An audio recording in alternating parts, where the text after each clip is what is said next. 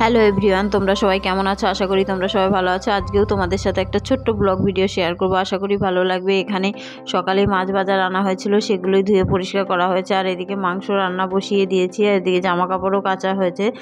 একটা নতুন নাইটি আনা হয়েছিল, সেটাই আমি রোদে দিয়ে সার্ফ দিয়ে কেচে নিলাম, যেহেতু নতুন জিনিস না ধুয়ে আমার পরতে ইচ্ছা করে না। আর এইদিকে দেখো জল রোদে দিয়েছি, ঠান্ডার সময় যেহেতু রোদে দিয়ে স্নান করা হয়। আর এদিকে বাড়ির সামনেটা পরিষ্কার করা হচ্ছিল।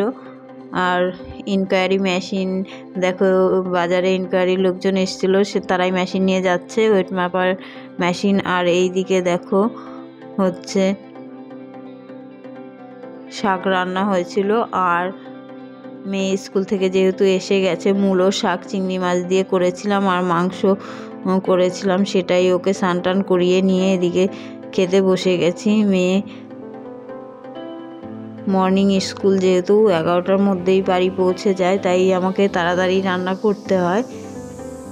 রান্না করে আগে ওনার খাবারটা রেডি করতে হয়, নালে নিজে হাত দিয়ে তবুও ভালো করে খেতে পারে না, আমাকেই খাইয়ে দিতে হয়। নিজে হাত দিয়ে খেলে হাফটা ফেলে আর হাফটা থাকে বাটিতে, ওরকমই পড়ে।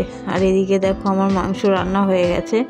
মাংস আলাদা আলাদা করে তুলে নিলাম, মেয়ের জন্য ঝাল ছাড়া ছোটো বাটিতে, তার পাশের বাটিতে আমাদের জন্য, আর মেয়ের ঠাকুমার জন্য একটা বড় বাটিতে দিয়ে দিলাম। আর এদিকে দেখো দুপুরের দিকে কদবেল মাখা করছিলাম। কদবেল খেতে আমার খুবই ভালো লাগে, প্রায় দিনই করি। দেখো এদিকে বাড়ির গাছের লঙ্কা দিয়ে। আর এদিকে ডিউটিতে যাওয়ার সময় আমরা বেশিরভাগ দিনই যাই, যেহেতু আমাদের বাড়ির সামনেই স্টেশন, গেলে আমাদের একটু হাঁটাহাঁটি হয়। আর মেয়ে তো রোজই বায়না করে একটু ঘোরা হয়, তা রোজই প্রায় যাই। আর এদিকে মায়াপুর থেকে একটা গাড়ি এসেছে, সেটাই দেখো এদিকে খেয়ে দিয়ে মেয়ে বলছে কোলে উঠবো,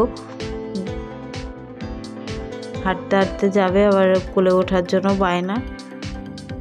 দেখো একটা ট্রেন যাচ্ছে, স্টেশন থেকে নিচে অনেকটা উঁচুতে উঠতে হয় রেল লাইনে।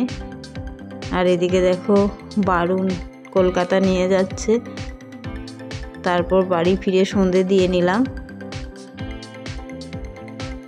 সন্ধে দেওয়ার পর রান্না বান্না, মাংস ছিলই। আর